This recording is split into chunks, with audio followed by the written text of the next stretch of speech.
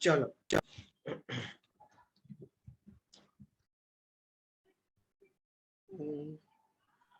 मैं दिखाई देता हूँ?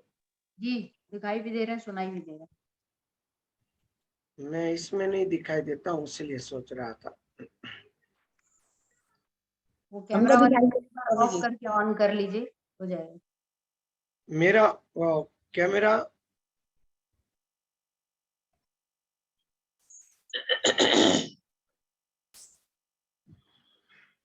हमें तो दिखाई देते हैं।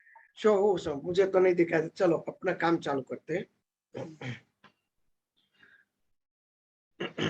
शास्त्र के अंदर एक उदाहरण में देना चाहता हूं। आज सुबह को मैं चिंतन कर रहा था। कई शास्त्रों में लिखा है भगवती में से परमात्मा उत्पन्न हुए, ईश्वर। कई शास्त्रों में लिखा है कि ईश्वर में से शक्तियां उत्पन्न हुई। कई कहते हैं कि उससे अभिन्न है। तो ये शक्ति कौन है? जो शक्ति है वो अव्यक्त स्वरूप है। अव्यक्त प्रकृति है ना, वो भगवान की शक्ति है। अव्यक्त प्रकृति से परमात्मा व्यक्त हुए, या तो परमात्मा से अव्यक्त प्रकृति या 3 गुण उत्पन्न हुए। ये डिसीजन लेना बहुत ही कठिन है। शास्त्रों में अलग अलग मत मिलते हैं इसके अंदर। तो ये जो अलग अलग मिलते हैं, उसके लिए एक उदाहरण मैं देता हूं।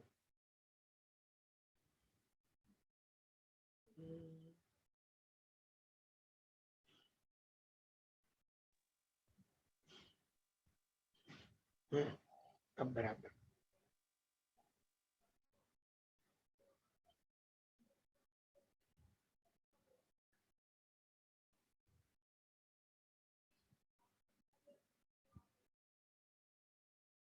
ये विचित्र प्रकार का क्यों आ रहा है आज कुछ मुझसे? कोई दिक्कत नहीं, चलो अब बराबर हो गए।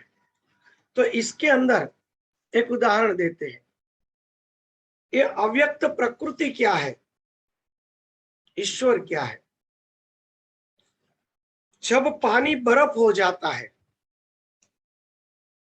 तो पानी और बर्फ दोनों अभिन्न है। पानी है और बर्फ है।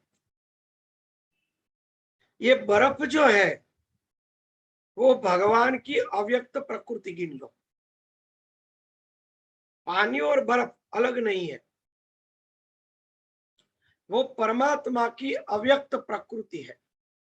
बर्फ जो है वो अव्यक्त प्रकृति है। जिस प्रकार से पानी और बर्फ तो भिन्न है ही नहीं। ठंडक के कारण वह बर्फ जैसा दिखता है। जब तक शीतलता पानी के साथ रहेगी तब तक वो बर्फ जैसा अभिव्यक्त होगा। जब तक शुद्ध ब्रह्म के अंदर संकल्प उत्पन्न होता रहेगा तब तक वह अव्यक्त प्रकृति बनेगा। एको हम बहुश्याम, और है शुद्ध केवल तत्व, शुद्ध है, वो अव्यक्त प्रकृति। उसके अंदर से जब 3 गुण उत्पन्न होते हैं तब उसके अंदर अशुद्धता आती है, अविद्या प्रकट होती है। तब तक न विद्या है न अविद्या है, वो मूल स्वरूप है।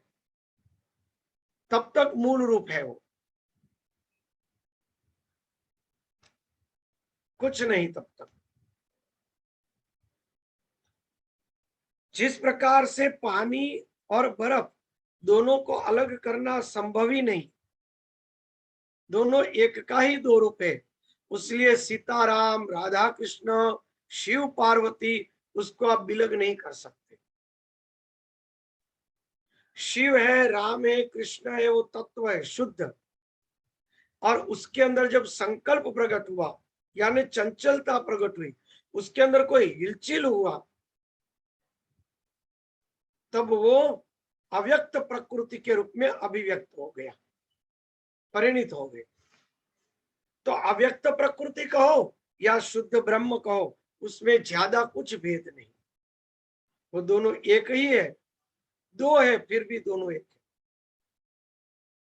यहां जो भगवती का वर्णन होता है देवी भागवत में, वो वर्णन अव्यक्त प्रकृति का हो रहा है, जो भगवान की आह्लादी शक्ति है,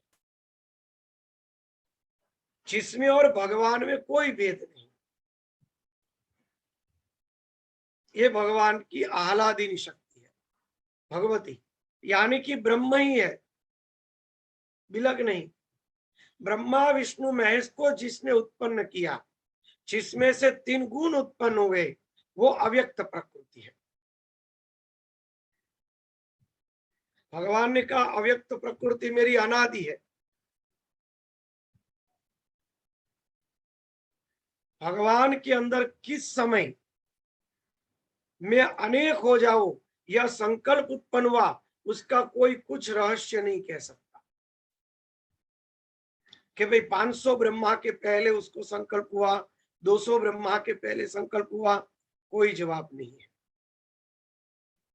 कोई जवाब नहीं। वो कोई कभी कुछ नहीं कह सकता। एको हम बहुश्याम, भगवान के अंदर संकल्प उत्पन्न हुआ और वही अव्यक्त प्रकृति वो 3 गुणों में विभाजित हुई, ब्रह्मा विष्णु महेश को उत्पन्न किया और पूरी सृष्टि को उत्पन्न किया। एको हम बहुश्याम। ये जो संकल्प उत्पन्न करने वाली शक्ति है, उसी को कहते हैं अव्यक्त।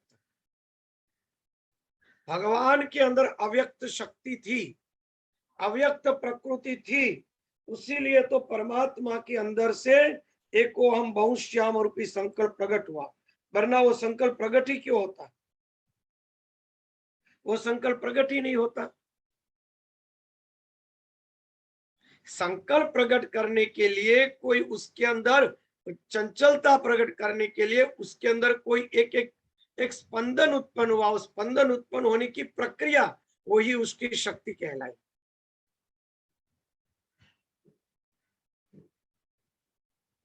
वो स्पंदन उत्पन्न करने वाली जो शक्ति है, वही जगदम्बा, वही पार्वती, वही राधा, वही सीता, वही पराशक्ति है।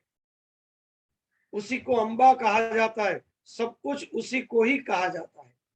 वही केवल परमात्मा की आह्लादिनी शक्ति है। न वो सत्वगुणी है, न वो रजोगुणी है, न वो तमोगुणी है, उसमें कुछ नहीं। रजोगुणी, सत्वगुणी या तमोगुणी वो कुछ भी नहीं है।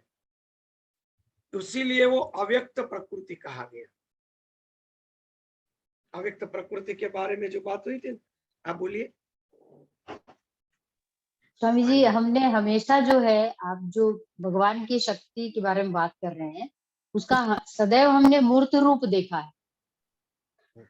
तो और आह्लाद तो एक भाव है, तो इसको क्या और सरल तरीके से बता सकते हैं कि आह्लादिनी शक्ति, जैसे बार बार सुनती हूँ लेकिन बहुत मतलब कि मैं उसको कैसे अनुभव करूं, ये चीज मैं जानना चाहती हूँ कि उसको कैसे अनुभव करूं, बढ़िया। क्योंकि हमने हमेशा भगवान के बगल में उनको मूर्त रूप में देखा है। राधा को देखा है, सीता को देखा है, गौरी जी को देखा है, तो वो एक भाव है, तो वो शक्ति को मैं कैसे अनुभव करूं, मैं ये जानना। तो चलो उसका है ना विस्तार से वर्णन करता हूं।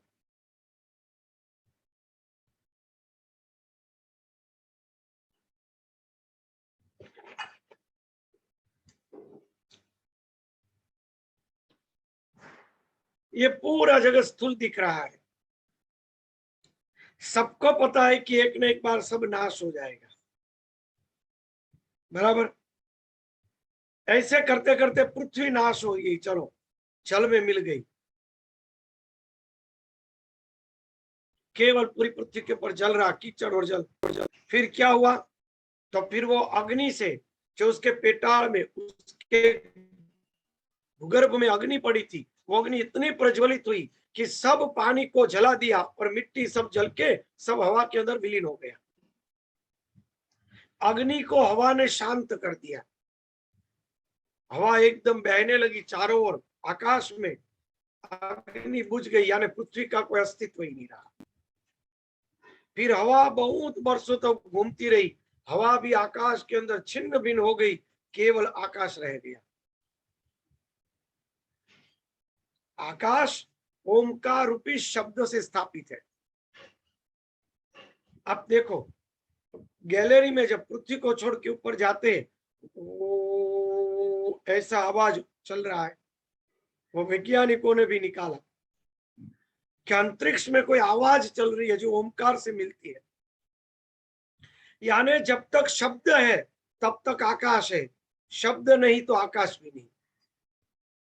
वो शब्द शांत हो गया, आकाश जैसा भी कुछ नहीं रहा।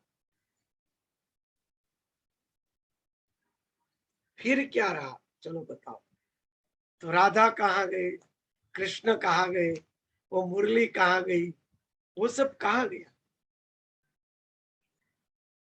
जब कुछ नहीं रहा तो फिर भी जो सबकी जननी है वो तत्व तो है ही, तत्व तो है, वो ना नहीं कह सकते। तब उसका सबूत, तो क्या सबूत है? आप गाढ़ निद्रा में सो गए, न आपके पास इंद्रिया थी, न शरीर था, न मन बुद्धि अहंकार था, न कोई भी प्रकार का कोई चहल पहल था, फिर भी आप थे, आपको आनंद आ रहा था। हाँ, आप थे तो कहा, कैसे मालूम? तो भाई सुबह सुबह 4 बजे अलार्म बजा, फिर भी अलार्म बंद करके फिर से सो गए, क्यों? आनंद आ रहा था इसीलिए। फिर कोई जगाने आया, जो रजाई ओढ़ी थी वो खींच रहे थे तो हम फिर से खींच के सो गए, क्यों? भाई आनंद आ रहा था। वहां कुछ नहीं था, फिर भी हम थे और आनंद था। तो हमारा अव्यक्त स्वरूप है, व्यक्त नहीं हुआ। 8 घंटे चले गए, हमें पता ही नहीं 8 घंटे कैसे चले गए। हम कहाँ है वो पता नहीं है, हम कैसे सोए हुए पता नहीं, हम व्यक्त थे ही नहीं, हम अव्यक्त थे, फिर भी हम थे। वो हमारा अव्यक्त स्वरूप हुआ या नहीं हुआ, चलो बताओ। वो हमारा अव्यक्त स्वरूप है, और वही हम जगत के रूप में, शरीर के रूप में, एक प्रकृति के रूप में फिर से व्यक्त हुए और जगत को फिर से देखने लगे। उसी प्रकार परमात्मा के अंदर उसका जो आनंद रहता है वो अव्यक्त है, वो भगवान की आह्लादिनी शक्ति है। जैसे गाढ़ निद्रा में हम दो होते हैं, एक आनंद और एक हमारा अव्यक्त स्वरूप। तो जो आनंद है वो हमारी आह्लादिनी शक्ति है ना। अगर वो आनंद चला गया तो किसी को नींद अच्छी ही नहीं लगेगी, कोई जी नहीं सकेगा। वहां आनंद आता है, इसलिए तो नींद के द्वारा वो व्यक्ति आनंद प्राप्त कर लेता है, और जागने के बाद उसी आनंद के कारण तो व्यक्ति सुखी जीवन जी रहा है। अगर नींद में आनंद बंद हो गया, नींद बंद हो गई, तो क्या होगा? व्यक्ति खर्राटे लेता है। अब देखो, फिर भी वो कहेगा, अरे पूरी रात नींद नहीं आई, बेचैन रहा मैं तो। क्यों? क्योंकि उसके अंदर आनंद प्रकट नहीं हुआ। आनंद जो चाहिए था इतना प्रकट नहीं हुआ, जिसे कहते गाढ़ निद्रा। हम और आनंद एक हो जाते हैं। वो आनंद पदार्थों के रूप में अभिव्यक्त होता है, फिर से वो पदार्थों में रहा हुआ आनंद हमारे अंदर समाहित हो जाता है। इसलिए फिर पदार्थ नहीं दिखते, क्योंकि आनंद अलग है ही नहीं, हम खुद आनंद रूप है। फिर वो आनंद फिर से पदार्थों के रूप में बाहर बिखर जाता है, तो बाहर खेलते रहते, फिर से वो आनंद समेट कर हम फिर से सो जाते, तो हम और आनंद एक हो जाते, दो है ही नहीं। वो है भगवान की आह्लादिनी शक्ति। अब समझ में आ गया? एकदम एकदम समझ में आ गया स्वामी। हमें भी नहीं आता है, वो तो भगवान बुलवाते हैं। नहीं, बहुत बहुत सही समझ आया, क्योंकि अब तक नहीं समझ पाती थी। अब आपने हमारा खुद का उदाहरण दिया ना, तो वो समझ में आया कि वो केवल शक्ति है, वो आह्लादिनी शक्ति। मैं और मेरा आनंद जो हम निद्रा में रहते हैं, वही भगवान और उनका आनंद है। बस वही राधा है। वही बात। इसलिए क्या होता है, नित्य विहार कर रहे हैं, नित्य लीला कर रहे हैं, यानी कि आनंद और वो दोनों एक ही है, और अलग अभी है ही आपने नहीं। जो कहा कि खर्राटा आता है स्वामी जी और कहते हैं सोया नहीं, तो वो आनंददायक निद्रा भी आवश्यक है। तो हाँ, उसके लिए क्या करना चाहिए? बस मेरा भगवान भी का यही नाम। क्वेश्चन है दीदी के, और जिनको नहीं आती है उनके लिए क्या मतलब सजेशन दे सकते हैं? वही वही, भगवान का क्योंकि हम नाम लोग के जप बगल करे। में खर्राटे लेते हैं श्रीमान लोग और हाँ कहते हैं सोया नहीं। हाँ, यही सुबह यही टीना डायलॉग दीदी का बोलते भी हैं। यही होगा। वो तो आप लोगों से झूठ बोलते होंगे, ताकि आप लोग है ना दिन भर उसको परेशान कम करो, अरे रात को नींद नहीं आई है, मैं परेशान मत करो बताऊं, हम लोगों को। मैं बताती हूँ। उनके कुविचार बहुत होते हैं दिमाग में, तो उनको सुख वाली नींद नहीं आती, सुख में नहीं मिलता उनको। पूरे दिन वो का लोग भगवान टेंशन से, इतना भरा होता है हाँ, उन लोगों वो के खूब अंदर। दिमाग, वो सोचते ज्यादा, मैं ये कर लूं, मैं वो कर लूं। उन लोगों के साथ ज्यादा होता है वो। नहीं, बहुत तरह के टेंशन रहते हैं, जिम्मेदार पोस्ट पे हाँ, रहते हैं तो हाँ, सभी को देखना पड़ता है ना, हमारे यहाँ तो वो है। पर मैं पूछ रही हाँ। हूँ स्वामी जी, उसके लिए किया जाए कि उनको भी एक उसके लिए आनंददायक जप, निद्रा आए। उसको कहो हर रोज रात्रि को सोते समय पहले आधा घंटे जप करे, या तो वांचन करे। श्रीमद् भागवत, देवी भागवत, गीता जी, उसको वांचन सौंप दो, अपने आप नींद आने लगेगी। क्योंकि धार्मिक वांचन से पुरुष लोग ज्यादा बोर होते हैं, जल्दी से बोर हो जाते हैं, तो जल्दी नींद आ जाएगी। स्वामी जी, मैं माला करते करते सोती हूँ, तो ऐसे पकड़ के रखती हूँ ना, तो हाँ, नींदों में सोचती हूँ खूब मणिया भी घूम रहे हैं और ये भी मेरे बढ़ रहे हैं। उठ के देखती हूँ तो यही की यही हूँ। बहुत बढ़िया।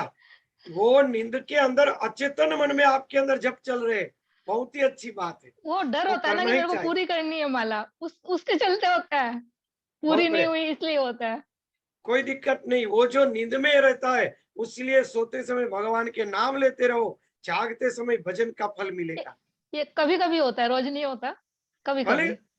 प्रयत्न करते करते सब सिद्ध होता है, उसलिए तो दिया है, जी। उसको सिद्ध करना है। अंतःकरण में उनसे क्या होता है, हमारे अचेतन मन के अंदर साधना के संस्कार प्रकट होने लगे। अचेतन मन संस्कार हो। हम लोग रात्रि को अखंड धुन करते थे, रात्रि को 8-9 बजे बैठते थे। मैं और सुरेश भाई दो ब्रह्मचारी थे। सुबह को 6 बजे 7 बजे कोई छुड़वाने आए तब बाहर निकलते थे। अब 6 बजे निकलेंगे, पूरी रात जागे तो नींद जल्दी से नहीं आएगी, तो सुबह को पेट भर के नाश्ता करते जल्दी से, क्योंकि जल्दी से सोना है। आधे घंटे 15 मिनट में नाश्ता करके सो जाते, क्योंकि सुबह को 10:30 बजे जागना होता। 10:30 बजे जाग के 11 बजे में रसोई संभालता, और सूरज भाई को निज मंदिर संभालना होता भगवान का। दोपहर का रसोई वगैरह, भगवान की रसोई अलग बनती वहां पे। तो रात को जो सोते थे सुबह को, तो पूरी रात जो अंदर टेंशन रखते थे कि नहीं सोना है, नहीं सोना है, तो जैसे ऐसे नींद आ जाएगी, एकदम से जाग जाएंगे पथारी में, और जोर जोर से कीर्तन करने लगेंगे, ओम रीम राम जय राम जय जय राम, ओम रीम राम जय राम जय जय राम। क्योंकि वहां धुन कर रहे थे ओम रीम राम जय राम जय जय राम। फिर से आज जाग के देखेंगे, अरे हम तो कमरे में, फिर से सो जाएंगे। क्या होता था, अचेतन मन के अंदर उतर जाता था। रात्रि में भजन करो, अचेतन मन में उतर जाएगा, क्योंकि नींद के साथ वो हमारे संस्कार भी अंदर तक उतर जाते हैं। वो आपने जो संस्कार पकड़ के रखा, नींद में जा रहे हैं, तो वो संस्कार लेकर जाएंगे, आपका अंतःकरण शुद्ध हो जाएगा, भगवान से मिलन हो जाएगा। पर ये संसार में जो पुरुष लोग हैं, उसको बहुत ही टेंशन रहता है, तो क्या करते हैं, वो टेंशन लेके अंदर जाते हैं, और टेंशन लेके अशुद्धियां लेके अंदर जाते हैं, तो क्या होता है, परमात्मा का मिलन नहीं होता है, इसीलिए उसको आनंद नहीं आता। उसको समझाइए कि टेंशन लेके अंदर जाएंगे तो परमात्मा का मिलन नहीं होगा, आपको आनंद प्राप्त नहीं होगा। आप भजन करते करते सोइए, आपको आनंद प्राप्त होगा, भगवान से मिलन होगा, आनंद प्राप्त होगा, और तभी प्रसन्नता होगी। बराबर है, दूसरा कोई रास्ता ही नहीं। भजन के सिवा कभी व्यक्ति सुख से जी नहीं सकता है। घरवाली की बातें बहुत दिमाग में नहीं उतरती स्वामी जी सबको। या पूछ लो सबको वही होगा। किसी की भी नहीं उतरती। आज स्वामी जी के आसपास महिलाएं हैं, पुरुष कहाँ है? स्वामी जी की भी नहीं उतरती सबके दिमाग में। नहीं तो ये वाला आज का वीडियो जो है उतनी दूर का जो है स्पीकर लगा के चला देंगे।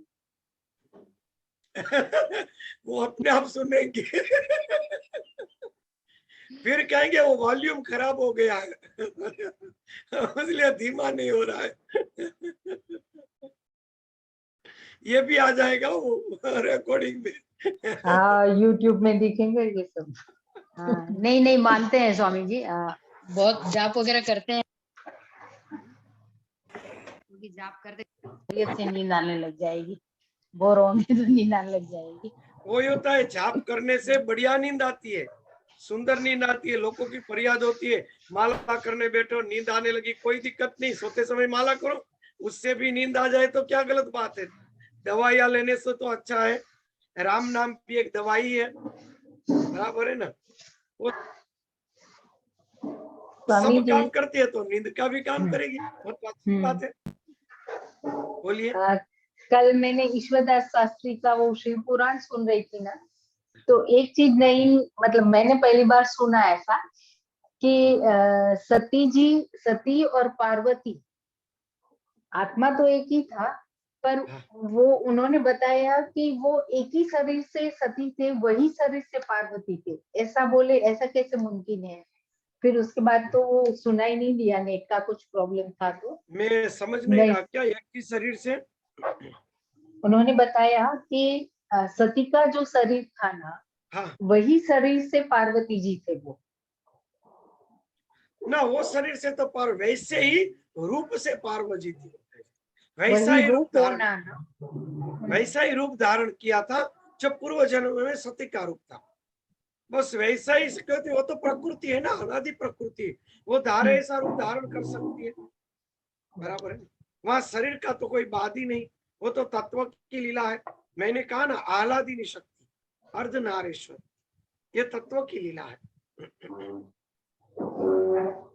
वो स्वामी जी, वो पहले हिमालय की पुत्री थी ना सती, और फिर बाद में दक्ष प्रजापति की। नहीं, कल हम पहले गए थे दक्ष स्वामी जी, प्रजापति, फिर हिमालय के तो। कल हम गए थे स्वामी जी, उनसे मिल के आए, बहुत अच्छा लगा हमको। बहुत ही बढ़िया सत्संग है जी। ये बोलते हैं दीदी क्यों नहीं दिखाई दे रहा है? कैमरा बंद होगा। हाँ, कुछ मेरे है ना कैमरे में, मेरे में ही कुछ गड़बड़ है, और कुछ बाद में बच्चों को कहूंगा जो गड़बड़ है वो ठीक कर दे। मैं भी नहीं दिख रहा था, कोई दिक्कत नहीं। स्वामी जी उन्होंने तो बोला रोज आइएगा कथा सुनने, लेकिन अभी 3 दिन तो त्योहार है, चौथे हाँ, दिन जाएंगे, ग्रहण वाले दिन जाके सुनेंगे फिर। बहुत बढ़िया। ग्रहण में उस समय जप करेंगे, आपको कथा सुनने को मिलेगी। वो भी जी। पूरे दिन की ही कथा करते हैं, एक टाइम हाँ, की दोनों कथा नहीं टाइम करते। कर रहे हैं, वो दोनों टाइम हाँ, की पूरे कर रहे हैं। टाइम। वो स्पष्ट ना कह देंगे कि हम एक टाइम की कथा नहीं करेंगे, वो तुरंत ना कह जैसे देते हैं। आप समझा के बताते हैं वैसे ही वो भी बहुत अच्छे से सुना रहे थे, मतलब मन लग रहा था सुनने में, अच्छा लगा वो जाके। बहुत बड़े अच्छे विद्वान व्यक्ति है, बहुत ही जी। अच्छे विद्वान। हमने तो उसकी बहुत कथा थे, हमसे तो इतना प्यार करते, बात मत पूछो।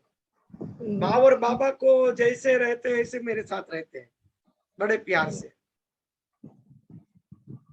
और विद्वान भी बहुत है, रोज सुबह 3 बजे जाग के साधना में बैठ जाते हैं, हर रोज 3 घंटे भागवत जी का अध्ययन करते हैं डेली। कितने विद्वान अच्छे, 3 घंटे फर्जियात, और एक एक शब्दों का चिंतन करेंगे अकेले बैठे बैठे। उसका बेटा विदेश में है, एकदम सरल व्यक्ति है, और उन्होंने खास गिरनार की तलेटी में ही अपना मकान लिया है ताकि गिरनार का सानिध्य मिले। उसके घर से पूरा गिरनार दिखता है।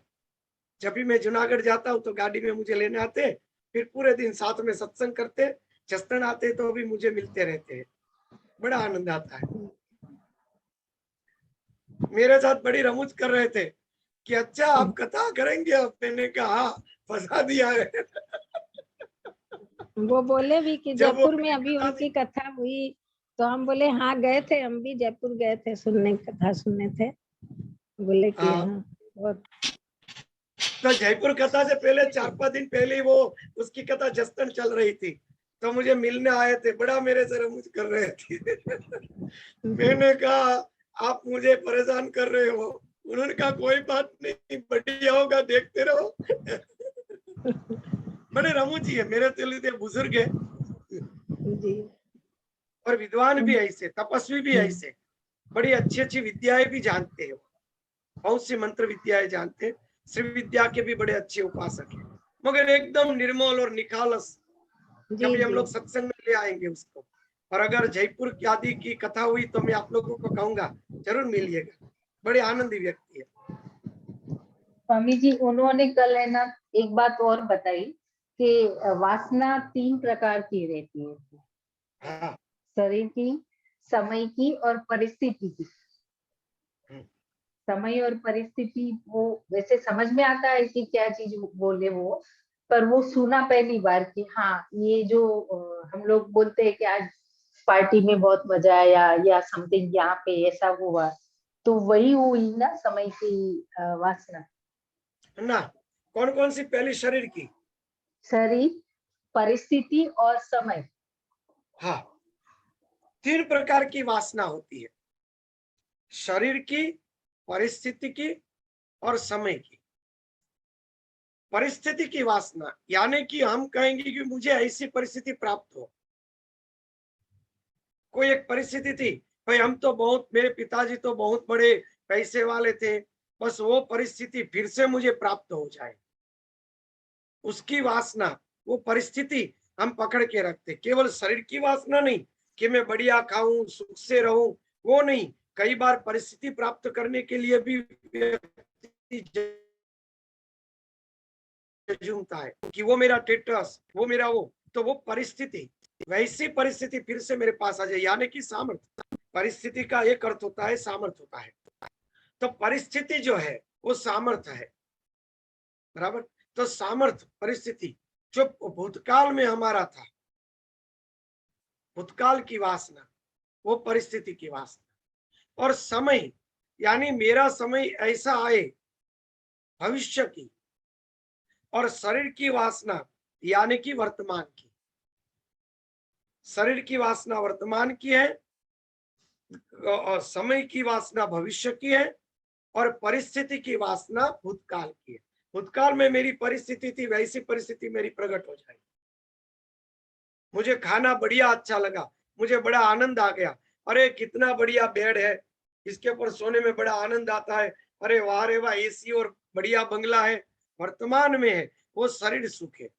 भूत और भविष्य में शरीर नहीं है, मगर वहां पे पड़ा सुख जिसका आप चिंतन कर रहे हैं, वो चिंतन जो है वो बिना शरीर का सुख का चिंतन है।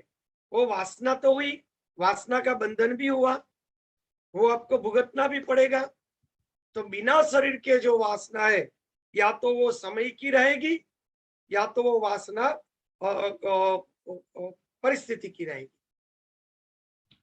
बराबर। 2 प्रकार की वासना आपके अंदर बिना शरीर से होती है, या तो शरीर की वासना, 3 प्रकार से, बराबर है ना। और कोई प्रश्न?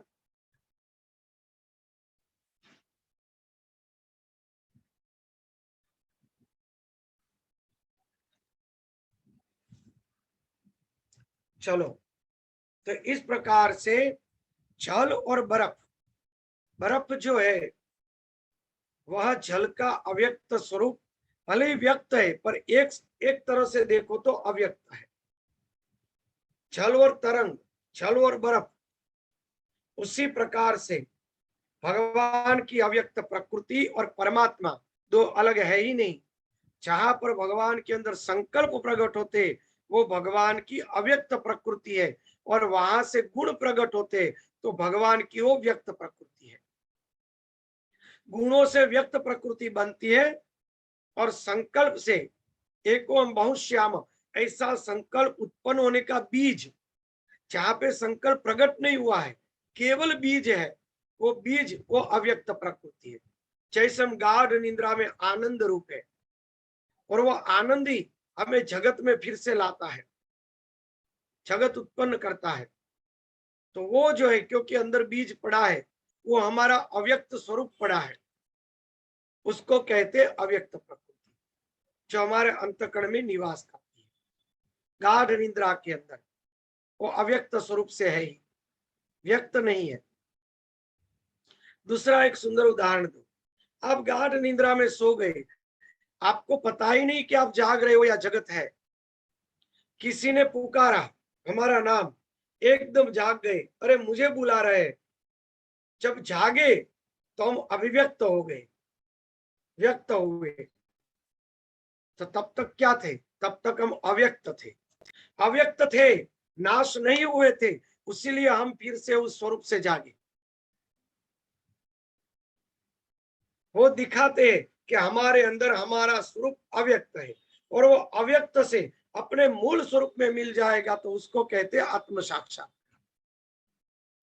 तो वो अव्यक्त प्रकृति नहीं रहेगी, वो स्वयं शुद्ध ब्रह्म बन जाएगी। जब वो अव्यक्त प्रकृति शुद्ध ब्रह्म में मिल जाएगी तो वो शुद्ध ब्रह्म हो जाएगी। अव्यक्त रूप में जब तक प्रकृति रहती है तब तक सृष्टि की उत्पत्ति बनी रहती है। सृष्टि बार बार उत्पन्न हो रही है, यानी कि भगवान में अव्यक्त प्रकृति है, विद्यमान है। उसी को आनंद कहते हैं, उसी को आह्लादिनी शक्ति कहते हैं, जिसके कारण वह अभिव्यक्त होते हैं परमात्मा। पूरा मगज में बैठ गया ना, पूरा व्यवस्थित। इसमें जी कोई प्रश्न है तो आप पूछ सकते हैं। जी, ये वैसे ही हुआ स्वामी जी की जैसे पैसे इकट्ठे हो गए तो खर्च करने का मन होने लग गया, ना वैसे पैसे इकट्ठे, वॉल्यूम बंद हो गया आपका, आपका वॉल्यूम बंद हो गया। बोलिए आनंद बोलिए जैसे बोलिए। हमारा निद्रा में आनंद भरपूर हो गया तो अब हम उसको खर्च करें, ऐसा कुछ होता होगा। भगवान के वही हाँ संकल्प उठता है। हाँ हाँ, पर वो आनंद हमसे दूर नहीं है, पैसे कमाने पड़ते हैं, आनंद हमारा ही स्वरूप है। परंतु व्यक्त प्रकृति इतनी जड़ थी कि हम अव्यक्त प्रकृति को पूरा अनुभव नहीं कर सके, विचार आ रहे थे, टेंशन इतना था, उसीलिए हम अव्यक्त में पूरा प्रवेश नहीं हुआ, इसलिए नींद अच्छी तरह से नहीं आई, इसलिए अच्छी तरह से नींद नहीं आई। बराबर है ना? क्योंकि वो तो पूरा एक ही है, दो है ही नहीं। पैसे कमाने के लिए अलग जगह जाना पड़ेगा, अलग आने का द्रव्य है, ये ऊपर से आने वाला द्रव्य है ही नहीं, एक ही है। मतलब आनंद था भी, है भी और रहेगा भी, वो कहीं नहीं जाएगा। आनंद कहीं नहीं, आनंद ही हमारा स्वरूप है। सच्चिदानंद स्वरूपाय विश्वोत्पत्त्यादि हेतवे त्रापत्रय विनाशाय श्री कृष्णाय वयं नमः। आनंद ही हमारा स्वरूप है। सत चित्त और आनंद, यानी सत स्वरूप जो नित्य है, कभी नाश नहीं होता है, आनंद स्वरूप जो आनंद में रहता है, और चित्त स्वरूप यानी मैं हूं ऐसी भास, मैं चैतन्य हूं ऐसा आभास, मैं जीवंत हूं ऐसा आभास, वही सच्चिदानंद है। वो तो कभी नहीं जाएगा, क्योंकि वो तो हमारा मूल रूप है, हमारा मूल स्वभाव है। और ये तीन स्वभाव उत्पन्न हुए, वो कारण है, वही अव्यक्त प्रकृति है, जिसको कारण शरीर भी कहा जाता है। वही अव्यक्त प्रकृति, वो भगवान का कारण शरीर है, अव्यक्त प्रकृति, जिसके कारण ये तीन गुण उत्पन्न हुए, ये तीन देवता उत्पन्न हुए, और ये पूरी सृष्टि उत्पन्न हुई। हाँ, मैं क्या कह रहे, बोलिए। आपने वॉल्यूम बंद कर दिया, आपका वॉल्यूम बंद है। स्वामी जी ऐसे किसी का खुल गया था, अभी हम लोग कोई नहीं बोल रहे। आनंद आनंद खर्च भी नहीं होता, वो परमानेंट रहता है, वो तो हमेशा। हाँ, आनंद खर्च नहीं कभी होता कम नहीं ना। होता, अब परमानंद स्वरूप है। हाँ परंतु उसमें से जो सुख मिलता है वो सुख दुख के साथ प्रकट होता है। वो सुख और दुख हाँ आने जाने वाली वस्तु है।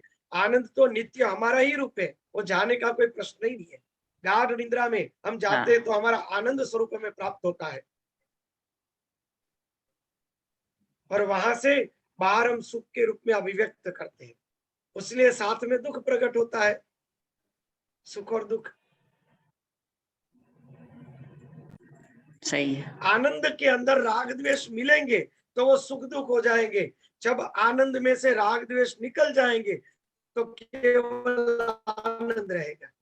आनंद में जब सुख की भावना आ गई, यानी कि राग की भावना आ गई, तो वो सुख हो गया, तो सामने जाने पर दुख प्रकट होगा।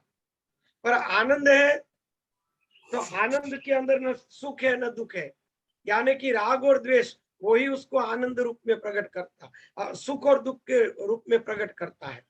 राग द्वेषी, राग और द्वेष वही सुख और दुख। कई बार ऐसा है दुख में भी आनंद आता है, दुख भी आनंद देता है, सही है। बराबर है ना। सुख और हाँ, दुख देता है। दोनों ही आनंद रूप है, बराबर, दोनों आनंद रूप है। टीवी टूट गया तो बच्चे रोएंगे, हम लोग आनंद करेंगे, वाह बढ़िया हुआ, भला गई। तो 4 दिन अच्छी तरह से सत्संग होगा। एक ही चीज। तो सुख और दुख, राग और द्वेष है, और दोनों आनंद में से ही प्रकट होते हैं, क्योंकि उसमें राग और द्वेष है, इसलिए सुख और दुख प्रकट हुए आनंद में से। राग द्वेष चले गए तो सुख दुख चले गए, केवल आनंद ही रहा, दूसरा कुछ बचा ही नहीं, केवल आनंद। उसीलिए भक्तों को भगवान परम दुख देते हैं। बलि राजा को कितना दुख दिया भगवान ने, फिर भी बलि राजा वैसे के वैसे प्रसन्न, क्योंकि बलि राजा का राग और द्वेष निवृत्त करना था भगवान को। उसके अंदर द्वेष प्रकट ही नहीं हुआ, इसलिए राग भी प्रकट नहीं हुआ, केवल आनंद रहा। और आनंद रहा तो भगवान ने उसको आशीर्वाद दे दिया, अपना स्वरूप का दान दे दिया। कितना अंत में बांध के सजा दी कि जाओ तुम्हें मैं पाताल में भेज देता हूँ, नरक में भेज रहा हूँ। कहा कोई बात नहीं, नरक में भेज दो। उसका भी द्वेष नहीं था, उन्होंने ये भी नहीं कहा कि आप मेरे साथ छल कर रहे हो, ये भी नहीं कहा। तो क्या हुआ, राग द्वेष निवृत्ति हुई, उसके अंदर सुख दुख की निवृत्ति हुई, केवल प्रसन्नता रही। यही भगवान का स्वरूप है। और भक्तों की परीक्षा भगवान उसीलिए रहते हैं कि ताकि उसका सुख और दुख, जो राग और द्वेष है, वो निवृत्त हो जाए। इसलिए भक्तों को दुख देते हैं। तो दुख के कारण क्या होगा, तो दुख के कारण उसके अंदर जो राग द्वेष है ना, वो नष्ट हो जाएंगे। दुख में भी वो आनंद का अनुभव करेगा, और दुख में जब जीव आनंद का अनुभव करता है, तब राग और द्वेष निवृत्त हो जाते हैं। बराबर है ना। भगवान उसीलिए दुख देते हैं ना, राग और द्वेष निवृत्त करने के लिए। तो फिर तो आनंद ही आनंद है, आनंद कहीं अलग है ही नहीं। बलि राजा को इतना कष्ट दिया, फिर भी भगवान वैसे के वैसे आनंद में ही बलि राजा थे। भगवान ने कितना उसको त्रास दिया, बांध दिया कि 2 पैर में मैंने पूरा ब्रह्मांड माप लिया, तीसरे पैर रखने के लिए दे, वरना तुझे मैं नरक में भेज दूंगा। फिर भी हाथ जोड़ के खड़े रहे, प्रभु आप क्षमा कीजिए, इसमें मेरा क्या दोष। क्रोध नहीं किया, उन्होंने द्वेष भी नहीं किया कि मेरे गुरुदेव सही थे, मेरे सब असुर लोग सही थे, ये विष्णु ही छलिया है, मैं उसका वो करूंगा, मैं ये करूंगा, कोई नहीं किया। मेरे जो दादा थे हिरणाक्ष हिरण्यकशिप, वो सही थे, इन्होंने हमेशा मेरे बाप दादा को छल से मार डाला, इन्होंने मेरे साथ छल किया है, क्या ऐसा कुछ बोले? कुछ नहीं बोले।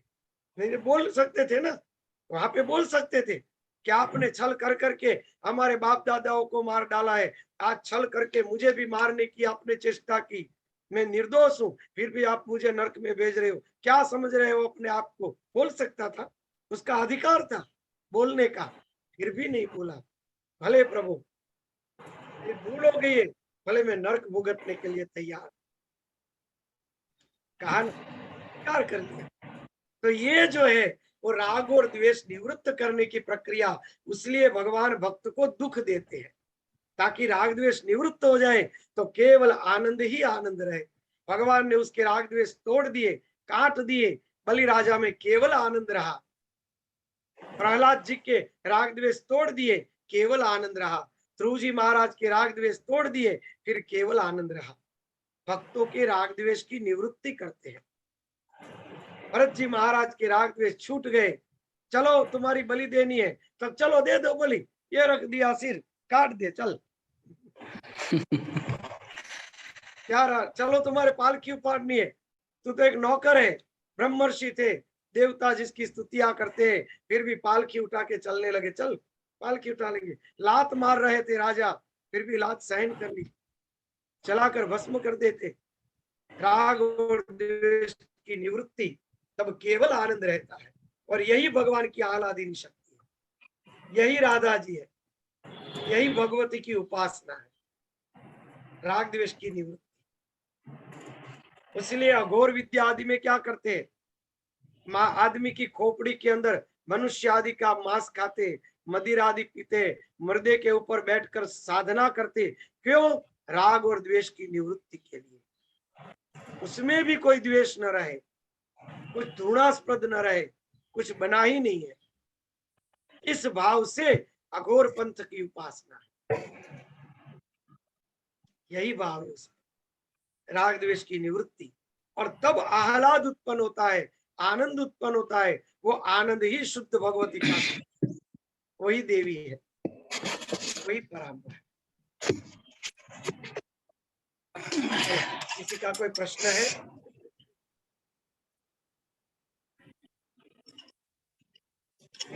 जी स्वामी जी चलो, हरिओम। हरिओम।